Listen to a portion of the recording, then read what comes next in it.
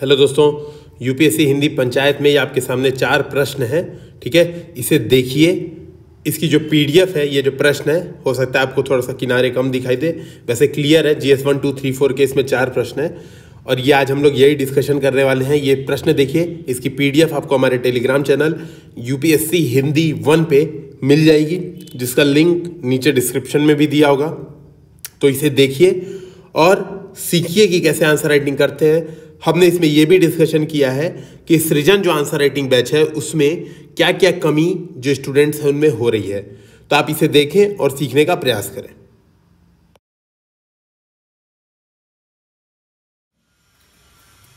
Hello दोस्तों, मैं रमनदीप आप सभी का यूपीएससी हिंदी के इस ऑनलाइन प्लेटफॉर्म पर स्वागत करता हूं। दोस्तों, जैसा कि आप लोग देख सकते हैं, यहाँ पर हमारी पूरी यूपीएससी हिंदी की टीम उपस्थित है और आज हम लोग करेंगे क्या, जो हमारा सृजन का फरवरी बैच था उसमें जो लास्ट वीक में जो क्वेश्चन दिए गए थे आंसर राइटिंग के लिए, उनमें से कुछ क्वेश्चन को लेकर लोगों के मन में डाउट देखा गया था। ठीक है, तो आज हम लोग करेंगे, जो हमारी टीम है उनमें से प्रत्येक जो सर है वो एक एक प्रश्न को डिस्कस करेंगे। हर सर को 7 से 8 मिनट का समय दिया जाएगा, तो ये वीडियो करीब आधे घंटे का वीडियो बनेगा और हर सारे क्वेश्चन को पूरा डिटेल में स्ट्रक्चरिंग कैसे करना है, कौन कौन से फैक्ट डालने हैं, उसको बताएंगे यहाँ पर। दोस्तों, अगर आप सभी ने हमारा आंसर राइटिंग का मार्च का बैच ज्वाइन नहीं किया है तो जल्दी ज्वाइन करिए। देखिए, उत्तर लेखन के लिए आप लोगों को कम से कम हमारे साथ 6 से 8 महीने का एक कंप्लीट स्ट्रेटजी को फॉलो करना पड़ेगा। ठीक है, तब जाकर के आपके उत्तर लेखन में सुधार देखने को मिलेगा।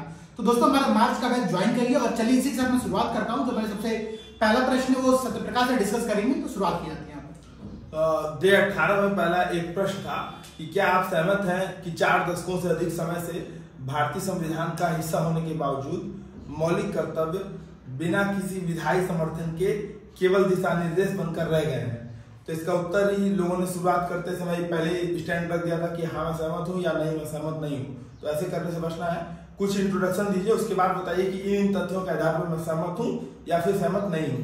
तो इसके इंट्रोडक्शन में आप जैसे सब लोग जानते हैं, ये बहुत ही मतलब तथ्य वाला प्रश्न है और सभी के पास इसके बारे में पर्याप्त तथ्य हो गया। जैसे कि सरदार स्वर्ण सिंह समिति थी 1976 में, उसके रिकमेंडेशन के आधार पर 42वां संविधान संशोधन के माध्यम से संविधान में भाग 4 जोड़ा गया था और उसी में अनुच्छेद 51 के तहत 10 मूल कर्तव्य जोड़े गए थे। इसी प्रकार 2002 में जो 11वां मूल कर्तव्य था वो 86वें संविधान संशोधन के द्वारा जोड़ा गया था। वर्तमान में कुल 11 मूल कर्तव्य है। ये प्री में भी फैक्ट आ सकता है, बिल्कुल। तो अभी कई लोगों ने क्या किया था, कल उत्तर में बता दिया था कि 12 मूल कर्तव्य है, 11 पहले है और एक बाद में। तो इस अगर आपके इसकी जानकारी कमी है तो ऐसे ब्लंडर से बचना है, क्योंकि जो भी चेक करने वाला कॉपी वो देख लेगा कि उसके बारे में इसकी जानकारी होगी। तो इंट्रोडक्शन में आप डाल सकते हैं ये जो बात मैंने अभी आपको बताई। फिर आप बताइए कि निम्न उदाहरण ये बताते हैं कि मूल कर्तव्य, चूंकि देखिए प्रश्न की मांग थी कि विधायी समर्थन के न होने की वजह से मौलिक कर्तव्य केवल दिशा निर्देश बनकर रह गए हैं। क्या आप सहमत हैं? तो इसका उत्तर आप हाँ या ना में दे सकते हैं। जो जब भी दीजिए तर्क के साथ दीजिए। तो फिर आप निम्नलिखित उदाहरणों के माध्यम से आप बता सकते हैं कि देखिए विधिक आधार न होने से ये मूल कर्तव्य अप्रासंगिक हो जा रहा है। जैसे अभी हाल ही में 26 जनवरी के दिन जो ट्रैक्टर परेड हुई थी, तो धरना प्रदर्शन के दौरान सार्वजनिक संपत्तियों का नुकसान, ये हमारा मूल कर्तव्य है, सार्वजनिक संपत्तियों की सुरक्षा करना, संरक्षण करना। तो किसान बिल के विरोध में ट्रैक्टर मार्च होने का उसमें आपने देखा कि किस प्रकार सार्वजनिक संपत्तियों का नुकसान हुआ। फिर सोशल मीडिया के दौर में सोशल मीडिया का प्रयोग करके लोग सद्भाव को नुकसान पहुंचा रहे हैं, जो सामाजिक समरसता है इसको नुकसान पहुंचा रहे हैं। मॉब लिंचिंग, असहिष्णुता, नारेबाजी जैसी घटनाएं हमारी सामाजिक संस्कृति को नुकसान पहुंचा रही हैं। ये भी हमारा मौलिक कर्तव्य है कि सामाजिक संस्कृति को बनाए रखा जाए।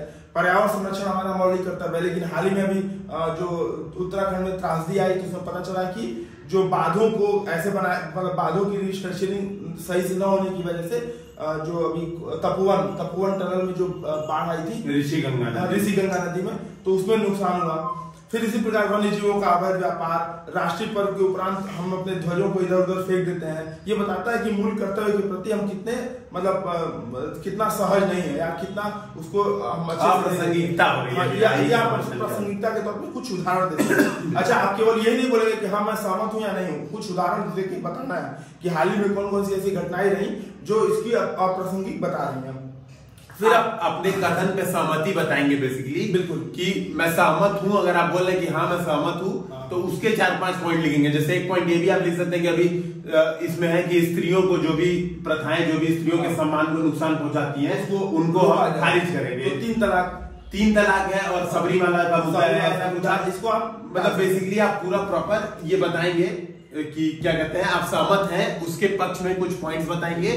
अगर नहीं है, आप बोल रहे हैं कि नहीं मैं असहमत हूँ, मूल कर्तव्य बहुत अच्छे और सब सही से चल रहे हैं, उसके भी आप पक्ष में 4-5 पॉइंट बताएंगे, फिर सत्यप्रकाश सर आगे बताइए। फिर आप इस उत्तर के अगले बार में आपको ये बताना था कि कौन कौन से ऐसे मूल कर्तव्य हैं जिसके लिए संसद ने कुछ प्रयास किए हैं, जैसे राष्ट्रीय गौरव अपमान निवारण अधिनियम 1971 के तहत राष्ट्रीय प्रतीकों, ध्वज, राष्ट्रगान के अपमान पर सजा का प्रावधान, UAPA unlawful activity prevention act, इसमें जो है 1967 का जो एक्ट था और अभी हालिया में जो 2019 में जो संशोधन हुआ था उसमें समाज में सद्भाव रोकने हेतु स्पेशल पावर दी गई थी।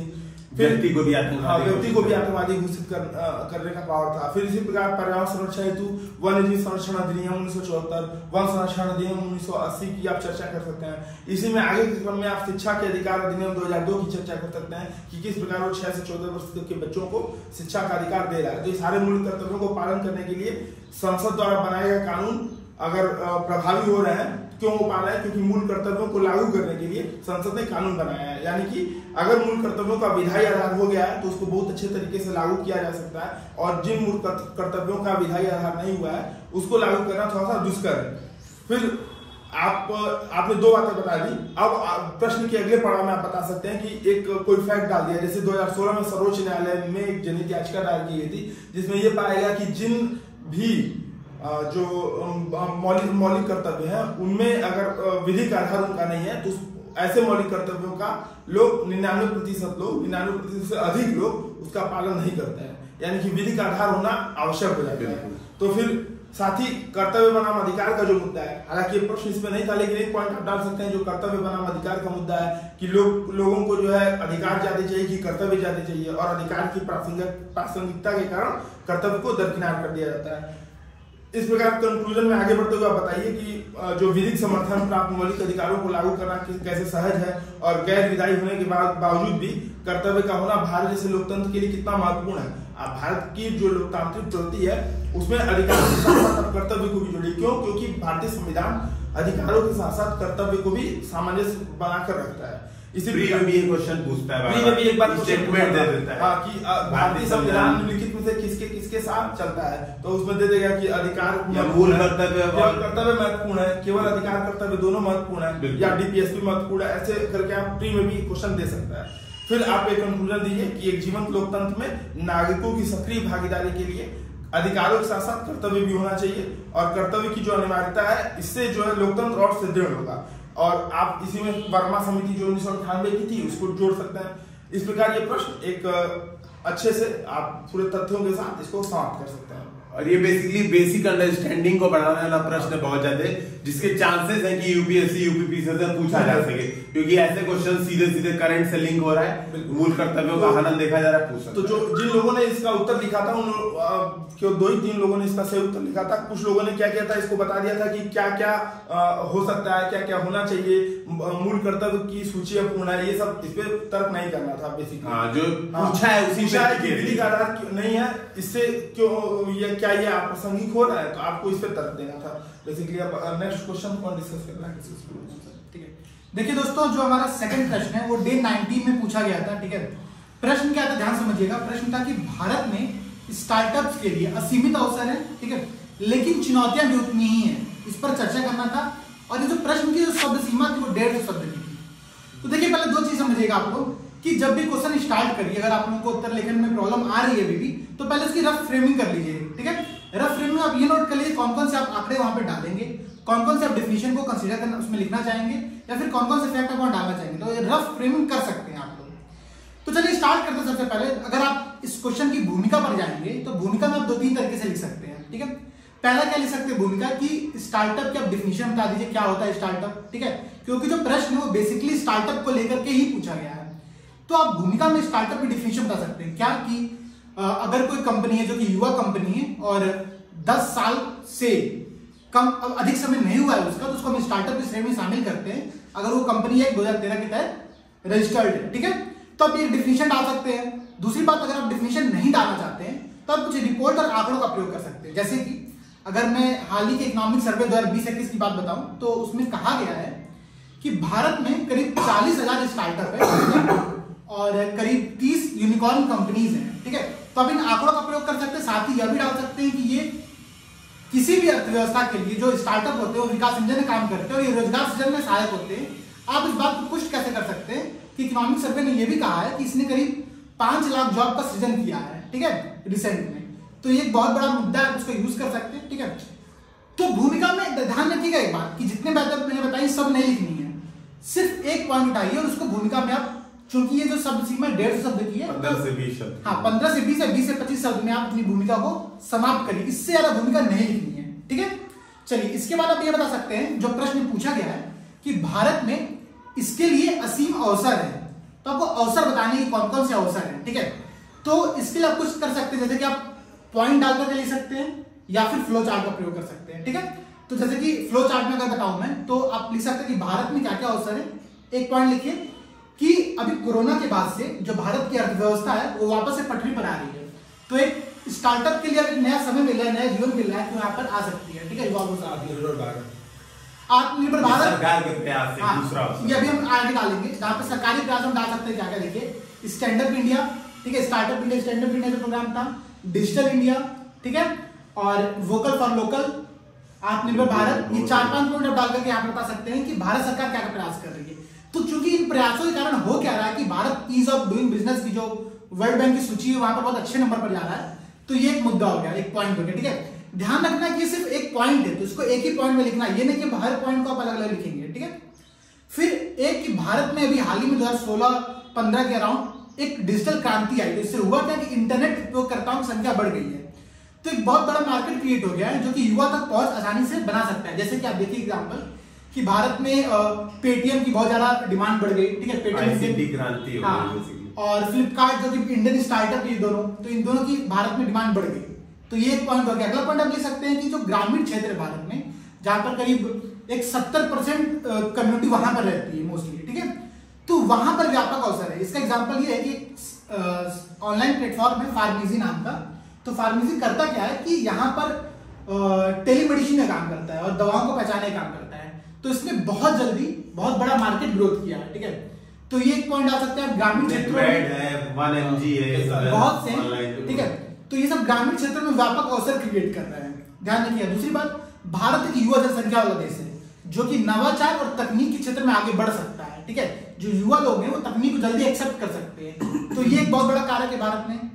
अगला कारक ये ध्यान रखिए, इस बात को लिखना है कि भारत में क्या है कि शिक्षा, स्वास्थ्य और अन्य सेक्टरों में चुनौतियां बहुत ज्यादा है, तो जब चुनौतियां हैं तो उनका अवसर निकालने के लिए स्टार्टअप आगे आ सकते हैं, जैसे कि ऑनलाइन एजुकेशन प्लेटफॉर्म आ सकते हैं जो कि हम लोग यहाँ पर हैं, ठीक है।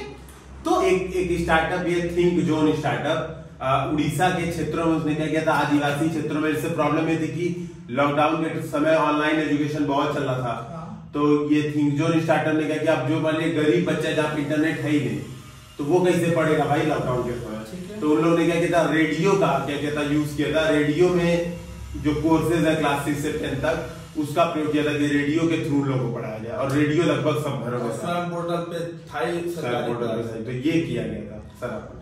तो ठीक है, देखिए दोस्तों, आप लोगों को करना क्या है कि आप लोगों को भारत में जब अवसर बताने तो ऐसे पॉइंट को लिखने पड़ेंगे, ठीक है। आप इनको कैसे भी लिख सकते हैं, जैसे मैंने पॉइंट वाइज या फिर फ्लो चार्ट के रूप में, ठीक है।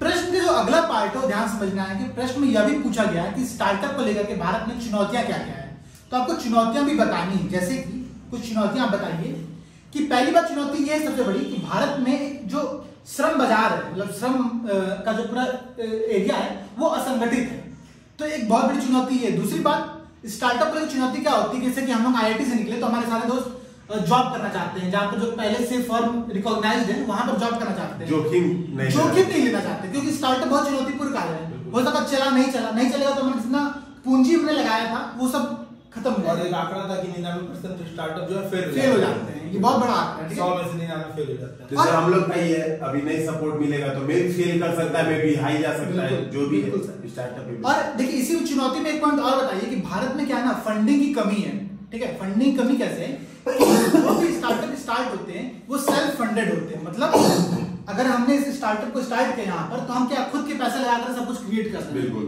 बाहर से भी फंड नहीं है, तो फंडिंग का अभाव है, ठीक है। आप इस बात को यहाँ पे डाल सकते हैं। दूसरी बात ये डाल सकते हैं कि सरकारी जो कार्यक्रम है ना, जो सरकार की जो पॉलिसी मेकिंग का काम है उसमें बहुत अस्थिरता है। जैसे कि भारत ने सरकार ने क्या किया 2012 में एंजल टैक्स का सृजन किया।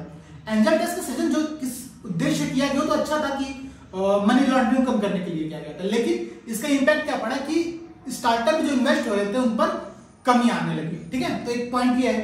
फिर हालांकि डिजिटल क्रांति भारत में हुई है लेकिन डिजिटल डिवाइड नहीं जाता है, तो एक बहुत बड़ी कारण है। दूसरा कारण जो कि समझिएगा कि भारत में क्षेत्रीय विविधता बहुत ज्यादा है। तो इससे हो क्या रहा है सर कि जैसे मानिए हमने अपने स्टार्टअप किया यूपीएससी हिंदी, ठीक है, तो हम नॉर्थ इंडिया में सिमट गए, हम साउथ इंडिया में भी नहीं जा सकते क्योंकि हमारी जो भाषा की यूपीएससी इंग्लिश करना पड़ेगा, यूपीएससी तमिल करना पड़ेगा, तो ये क्षेत्रीय विविधता स्टार्टअप के दायरे को सीमित कर देती है। तो इस बात को क्या समझिए। दूसरी बात की जो टेक स्टार्टअप स्टार्ट हो रहे हैं जनरली भारत में भी, आप एक आंकड़े का प्रयोग और कर सकते हैं कि भारत इसके निष्कर्ष में डाल सकते हैं। उससे पहले मैं बात करूंगा शुरुआती में ही कि जो टेक स्टार्टअप है उनको लेकर के साइबर खतरे बहुत ज्यादा हैं, तो अभी वो इससे प्रति बहुत वल्नरेबल है साइबर खतरों के प्रति। तो एक पॉइंट हो गया। अब इनके बाद जब निष्कर्ष लिखेंगे तो निष्कर्ष में आप क्या बता सकते हैं, आप ये बताइए। मैंने 2-3 निष्कर्ष देखा था। एक निष्कर्ष ये लिख सकते थे आप कि जो नेशनल एजुकेशन पॉलिसी है 2020 की, ठीक है, उसमें कौशल पर ध्यान दिया गया और उद्यमशीलता को सपोर्ट करने के लिए सरकार की तरफ से बहुत प्रयास किया जा रहा है। ठीक है, एक पॉइंट ये हो गया। आप ये लिख सकते हैं कि भारत जो है विश्व में तीसरे नंबर पर स्टार्टअप की संख्या में आता है, ठीक है, जो कि रोजगार सृजन में बहुत महत्वपूर्ण भूमिका निभाता है। ब्रिक्स में पहले नंबर पर, हां, ब्रिक्स में अब टॉप पे आ गए। चाइना के बाद ऐसा सेकंड, अमेरिका चाइना के बाद थर्ड नंबर पे ओवरऑल थर्ड नंबर पर है। ठीक है, ब्रिक्स में सेकंड। और आप निष्कर्ष में एक सुझाव देते हुए बता सकते हैं, फाइनल कंक्लूड कर दिया अपने आंसर को, कि एक ऑनलाइन क्लियरेंस सिस्टम बनाया जाए जहां पर जो भी इसके प्रशासनिक कार्य हैं वो वहां पर क्लियर हो सके सरकार की तरफ से। ठीक है, तो ऐसा अपने आंसर को यहाँ पर खत्म कर देंगे सर। ठीक है, मैं कुछ सजेशन देना चाहूंगा। पहली बात तो ये कि जैसे हम लोग कॉपी चेक कर रहे हैं तो ये देख रहे हैं कई लोग, जैसे रमन सर ने बताया भूमिका, देखिए अगर 150 शब्द का प्रश्न है तो 10% लिमिट करिए, अधिक से अधिक 15% जाइए, तो 20 शब्द, अधिक से अधिक 25 शब्द काउंट कीजिए, उससे ज्यादा तो नहीं लिखना है। वहां पे भूमिका को कट कीजिए।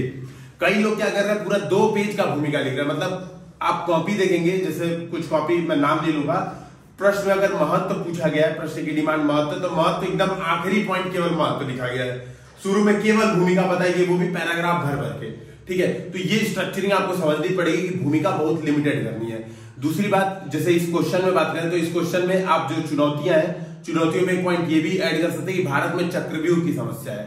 ठीक है सर, चक्रव्यूह प्रॉब्लम नहीं है इसमें आई थी ना, तो भारत में चक्रव्यूह की समस्या है। चक्रव्यूह समस्या ये होती है स्टार्टअप्स की कि कोई स्टार्टअप बंद हो जाता है लेकिन वो अगर खत्म करना चाहे तो खत्म नहीं कर सकता है। इतने श्रम कानून इतने कठोर हैं कि बाहर नहीं निकल पाता है अगर उसको जाना हो, तो ये स्टार्टअप का इकोसिस्टम कमजोर करता है। तीसरी बात, जो आप कोई स्टेटमेंट दे रहे हैं तो कोशिश कीजिए उसको फैक्ट के थ्रू उसको कंप्लाई करने का। जैसे रमन सर ने मैक्सिमम स्टेटमेंट में फैक्ट के थ्रू उसको बताया, आप देखेंगे आपने सीखा होगा कि कोई स्टेटमेंट दिया इसके बाद उसको फैक्ट के थ्रू बताया कि ये तथ्य है। जैसे रमन सर ने बताया कि भारत में डिजिटल डिवाइड बहुत जाते हैं, तो वहां पे आप एक फैक्ट प्रॉपर बताइए कि डिजिटल इंपावरमेंट फाउंडेशन के अनुसार भारत में डिजिटल साक्षरता केवल 10% है, या अर्बन रूरल में कितना इंटरनेट की पेनिट्रेशन है वो बताइए। तो आपको जो आपको एक स्टेटमेंट देते हैं तो एक छोटा सा फैक्ट एटलीस्ट कोशिश करिए हर स्टेटमेंट के बाद। लेकिन ये क्योंकि इतना हमारे पास ना टाइम होता है ना समय होता है, हालांकि अभी हम लोग अभ्यास करें तो अभी हम लोग प्रैक्टिस जरूर करेंगे। एग्जाम में तो लिख दीजिए तो बढ़िया, नहीं लिख दीजिए कोई दिक्कत नहीं है, लेकिन कोशिश यही करिए कि 10 अगर आपने स्टेटमेंट दिए तो कम से कम 6 स्टेटमेंट को फैक्ट के थ्रू बताया जाए। छोटा सा लिखते रहेंगे, थिंक प्रोसेस में आ जाएगा, तो वहां पे अपने आप वो चीजें आएगी। नहीं तो आप फैक्ट अलग से पढ़ेंगे। जैसे कई लोग क्या करते हैं, मैंने देखा कि कई टेलीग्राम चैनल है वो फैक्ट बुक बेच रहे हैं पूरी, कि मतलब 1000 रुपए में फैक्ट शीट पूरी, ऐसे ऐसे। वो प्रॉब्लम ये है कि आप ले तो लेंगे, यूज कहां करेंगे आपको कहां पता है। ऐसे ही सीखिए उसका यूज करने का। तो अब कोई और तो किसी को सजेशन नहीं दे रहा है, तो सर आप थर्ड क्वेश्चन आप डिस्कस करें। ठीक है, और थर्ड क्वेश्चन जो मेरा वो डे 17 का है। ठीक है, डे 17 में क्या हमने वैश्वीकरण के टॉपिक पे एक क्वेश्चन किया था, तो उसका बच्चों पे इम्पैक्ट बताना था। ठीक है, पहले एक बेसिक बात देख लेते हैं कि इस वाले प्रश्न में क्या था, कि चूंकि इस प्रश्न का कंटेंट कहीं गूगल पे था ही नहीं। ठीक है, तो इसका एक था कि लोग अजीब सा लिख रहे, जैसे नाम नहीं लेना है, एक लोग इंट्रो स्टोरी से स्टार्ट करते कि नेहा रात भर मोबाइल चला रही है। ठीक है, कुछ ऐसे स्टोरी करके लोग इंट्रो ऐसे का प्रोसेस होता है। हाँ, ये ऐसे में लिखे इसमें बचे, तो मतलब वो अजीब सा स्टोरी था, बकायदे वो एक पन्ने था, वो एक अलग की बात है। तो पहली बात तो मतलब स्टोरी से कोशिश करिए कि इंट्रो शुरुआत ही मत करिए। जीएस में स्टोरी और कोटेशन भी मत दीजिए जीएस में, बिल्कुल कोई जरूरत नहीं। वैश्वीकरण के इंट्रो में नियर अबाउट वैश्वीकरण का इंट्रो सब लोग डिफिनेशन लिखे थे तो सही है, लेकिन डिफिनेशन को कहीं ना कहीं क्वेश्चन से रिलेट नहीं करा दिए। आप लोग जैसे हम लोग अगर अपने इंट्रो की बात करें तो हम लोग लिखे थे कि वैश्वीकरण की शुरुआत 1991 की सुधार से हुई और उसके बाद से हम लोगों ने लिख दिया था कि वैश्वीकरण ने भारतीय समाज के प्रत्येक वर्ग को प्रभावित किया जिससे बच्चे अछूते नहीं है। इससे बेहतर आप लिख भी सकते थे कि वैश्वीकरण आर्थिक, सामाजिक और सांस्कृतिक एकीकरण है बेसिकली, और चूंकि वैश्वीकरण ने समाज के प्रत्येक हिस्से को प्रभावित किया है जिससे बच्चे भी अछूते नहीं है। तो ये दोनों चीज से लिखा जा सकता था, या तो आप जैसे हम लोग लिखे थे या तो आप लोग जो इंट्रो लिखे थे बस इंट्रो में थोड़ा एक लाइन जोड़ देने का काम था, और इंट्रो में कुछ लोग बहुत बड़ा लिखे थे।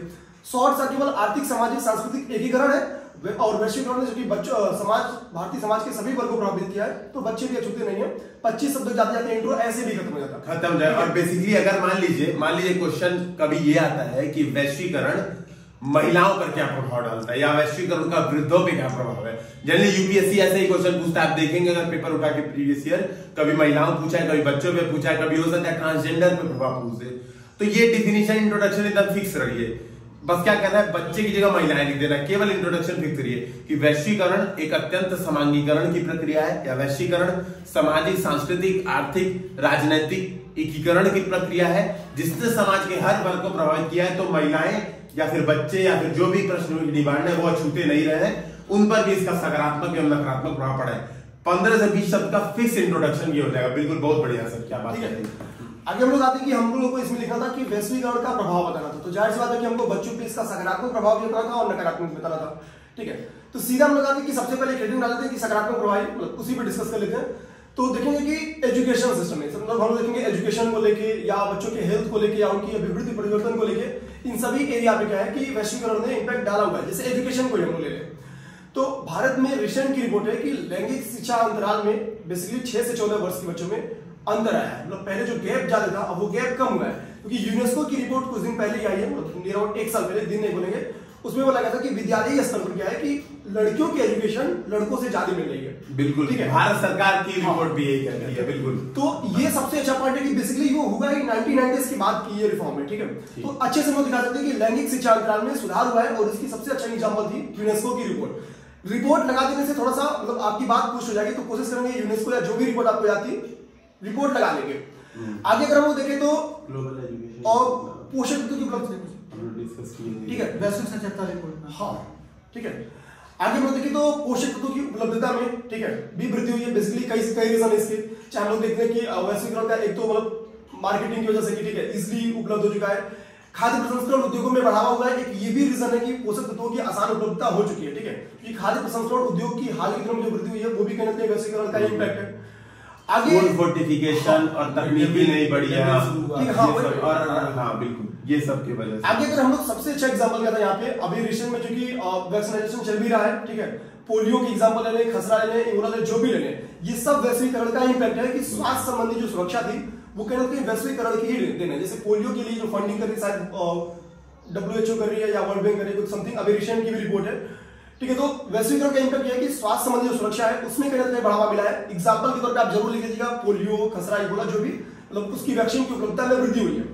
रीजन है कि आज हाल के दिनों में पोलियो की रिपोर्ट अपने घट भी रहा है। ठीक है, अगर हम लोग सबसे अच्छा एग्जांपल थोड़ा सा अगर यूट्यूब हम लोग देख रहे हैं तो एक जो स्टॉक आता है, ठीक है, जो स्टॉक में बेसिकली क्या कहता है कि जो इनोवेशन हुआ रहता है उसको लोग दिखाते हैं। जैसे हाल के दिनों में जो स्टॉक क्या कर रही है कि जो बच्चे हैं और उनमें जो व्यवसायिक बच्चे मतलब जो जिनके जो उद्यमी बच्चे हैं उनको प्रमोट कर रही है।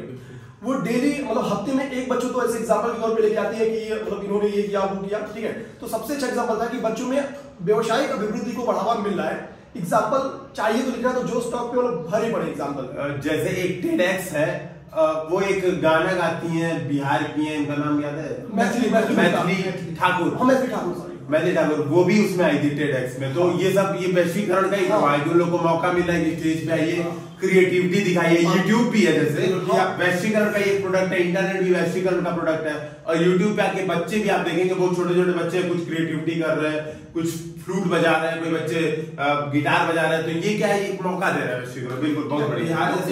बिहार जैसे पिछड़े राज्य से कोई महिला आ रही है, बच्ची, हाँ, सबसे बड़ी बात बिहार में वो एरिया भी जो है मैथिली वो बेसिकली पिछड़ा वाला ही एरिया है, मिथिला, ठीक है, मिथिला, हाँ, ठीक है।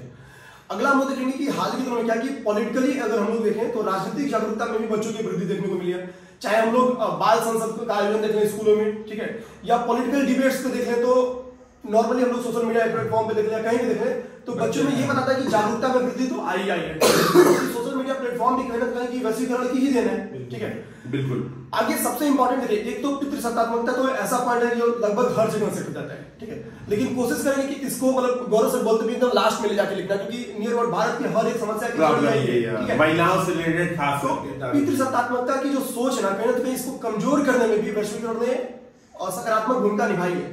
इसका प्रभाव डायरेक्टली लड़कियों पे पड़ा है, ठीक है, चाहे आप उनके हेल्थ को देख लीजिए, उनके एजुकेशन को देख लीजिए, दोनों में अगर गुणवत्ता में वृद्धि हुई है तो उसकी रीजन है वैश्वीकरण। वैश्वीकरण ने क्या किया है, कहते हैं पितृसत्तात्मकता को कमजोर किया हुआ है, चुनौती दी है, बिल्कुल। आगे सबसे अच्छा इसका एक एग्जांपल था कि बाल अधिकारों में वृद्धि हुई, जैसे कई सारे इंस्टीट्यूशंस बनाए गए, जैसे कारा, ठीक है, सेंट्रल ऑपरेशन और रिसोर्स अथॉरिटी, ठीक है, तो बाल जो इंस्टीट्यूशंस है उनकी संख्या में वृद्धि हुई है। इससे कहते हैं बाल अधिकारों में, जैसे हमने रेड होम माइनिंग वाली जो बात की, वहां भी जो बाल संस्थाएं थी उन्होंने इस बात मुद्दे को उठाया था, तो बाल अधिकारों में वृद्धि भी वैश्वीकरण की ही देन है। 2005 का एक्ट आया था जो बाल संरक्षण अधिनियम, बिल्कुल, ठीक है, अभी लेटेस्ट किशोर न्याय अधिनियम आया है जो न्याय जस्टिस, हाँ बिल्कुल, वैसे डालने में पास्को भी डाल सकते हैं कि नहीं? पास्को बिल्कुल, अरे बिल्कुल पॉक्सो आजकल तो मतलब और बहुत चर्चा में, बिल्कुल बिल्कुल, बहुत अच्छा ही सर, क्या बात कह दी। अब देखिए निगेटिव इंपैक्ट अगर अपने को डालना है तो निगेटिव तो भरा पड़ा है, मतलब तो डालते रहना है।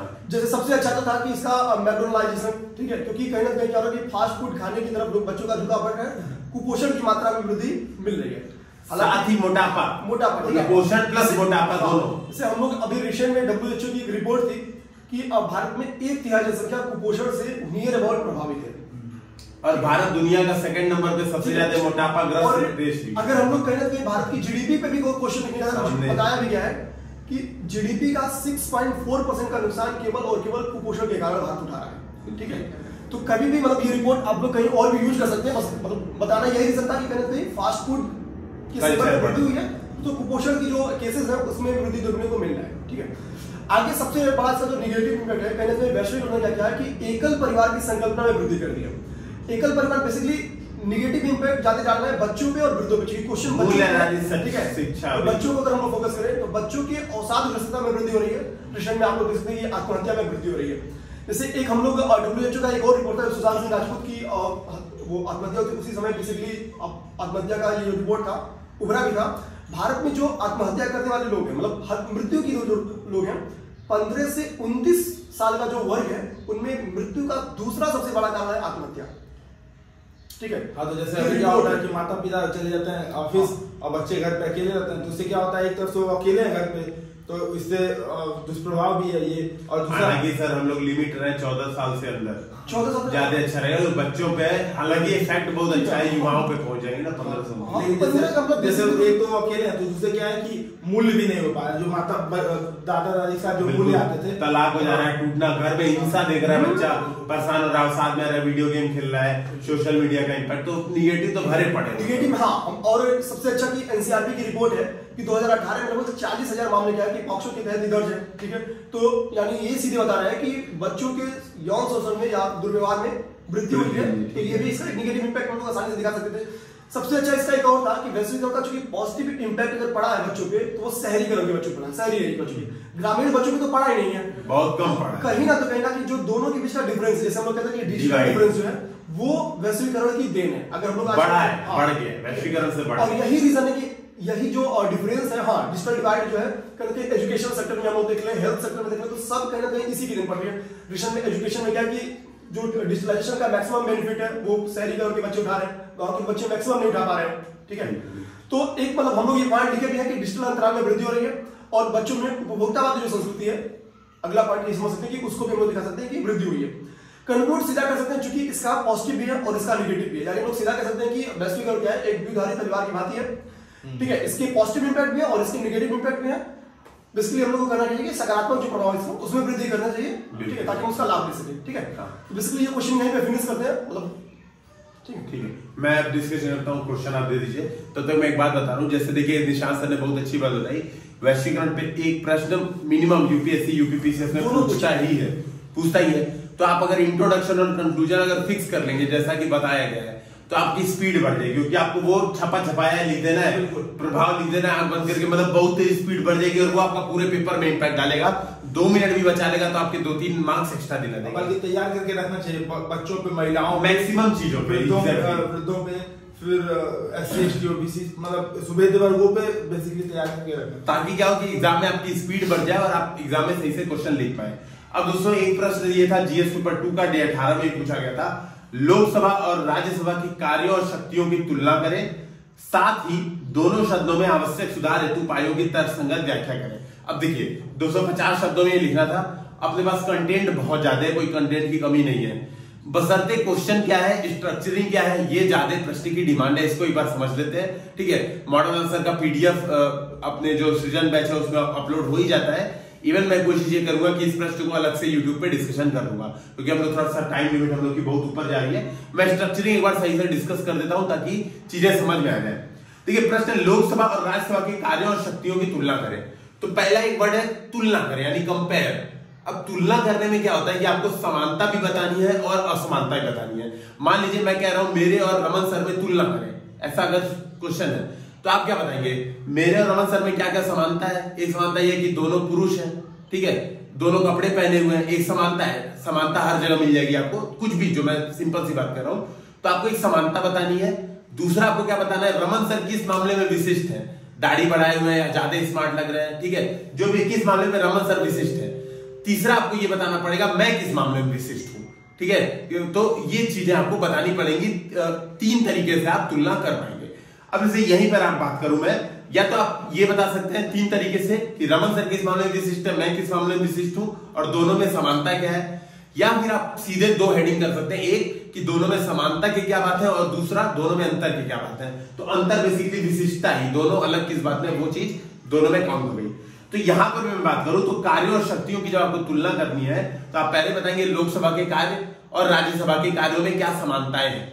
तो आप बताएंगे प्रॉपर कि लोकसभा राज्यसभा दोनों क्या करते हैं, कानून बनाते हैं, दोनों संविधान में संशोधन में भूमिका निभाते हैं, दोनों राष्ट्रपति जो मुख्य क्या बोलते हैं न्यायाधीश हैं उनके इम्पीचमेंट, जो महत्वपूर्ण संवैधानिक पद उनके इम्पीचमेंट में भूमिका निभाते हैं, दोनों ही मंत्रियों के चयन है ना उसमें भूमिका निभाते हैं। ये आप बताएंगे कुछ कार्य, ठीक है, आप कार्य बताएंगे, दोनों के कौन कौन से समान कार्य हैं। अब दोनों के कौन कौन से अलग से कार्य हैं, ठीक है, दोनों के कौन कौन से कार्यों में अंतर है वो आप बताएंगे। जैसे आप चाहे तो ये बता सकते हैं कि लोकसभा किस मामले में विशिष्ट है राज्यसभा से, आप उस पॉइंट्स को बताएंगे। उसके बाद आप क्या करेंगे दोस्तों, शक्तियों की तुलना करेंगे। अच्छा ये देखिए, जैसे कार्य और शक्तियों की हमें तुलना करना है तो ज्यादा अच्छा ये रहेगा कि यहाँ पे कार्य और शक्तियां दोनों को साथ में लेके चलिए, क्योंकि जनरली कार्य और शक्तियों में डिफरेंस करना एग्जामिनेशन में टफ पड़ सकता है। अचानक से आप एक कार्य हेडिंग डालेंगे, उसमें समानता और असमानता के बिंदु लिखेंगे, फिर शक्तियां हेडिंग डालेंगे, उसमें समानता असमानता के बिंदु लिखेंगे। फिर एक अगला पार्ट और क्वेश्चन में पूछा गया है कि दोनों शब्दों में आवश्यक सुधार हेतु उपायों की तर्कसंगत व्याख्या करें, तो तीसरा पॉइंट भी लिखेंगे। तो आप थोड़ा सा भटक सकते हैं प्रश्न से। तो एक हेडिंग डालिए कार्य और शक्तियों की तुलना, वहां पे लिखिए समानताएं, तो पूरा समानताएं बता दीजिए कि दोनों कानून बनाते हैं, दोनों इम्पीचमेंट में भूमिका निभाते हैं, दोनों से मंत्रिपरिषद के सदस्य चुने जाते हैं, फिर फलाने का जैसे अंतरराष्ट्रीय कानूनों को मान्यता, ये सब बताइए।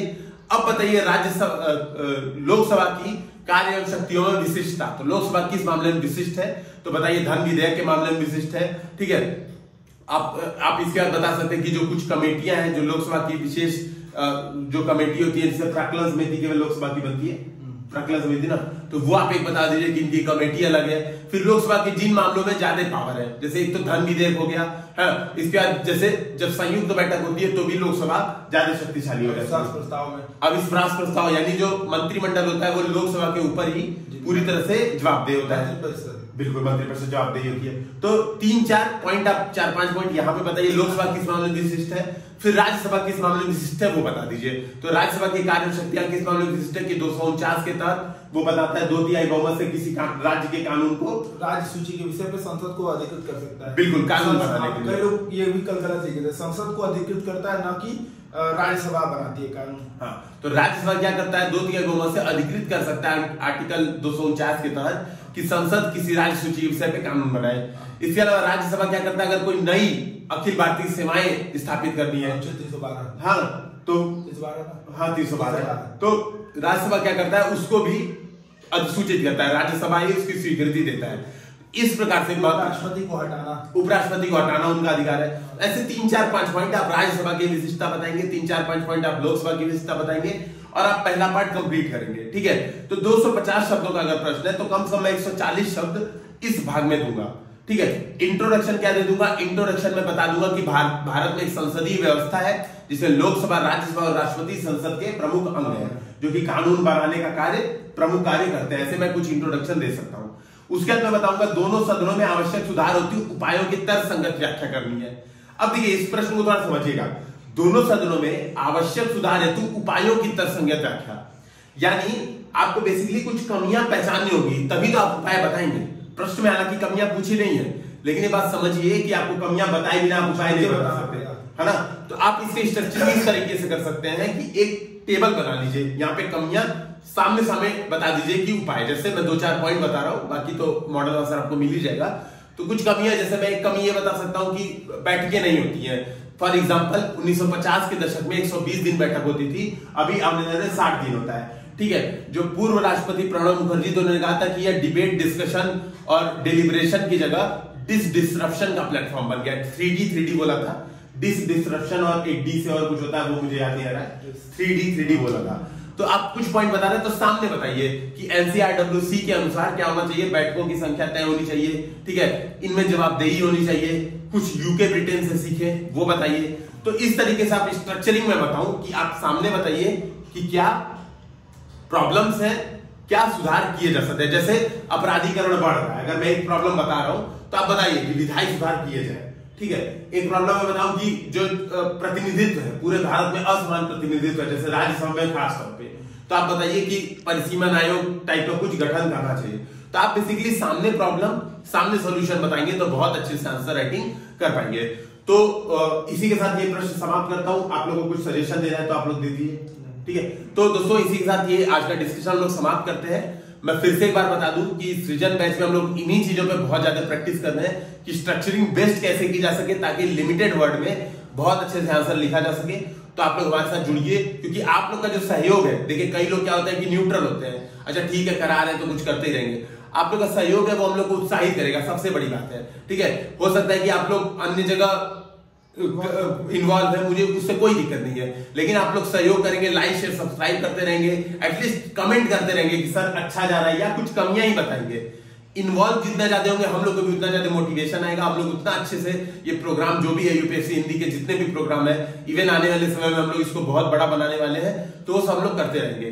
तो दोस्तों आप लोग का सहयोग बहुत ही आवश्यक है। इसी के साथ आज का वीडियो हम लोग समाप्त करते हैं। जय हिंद, जय भारत, फिर मिलते हैं।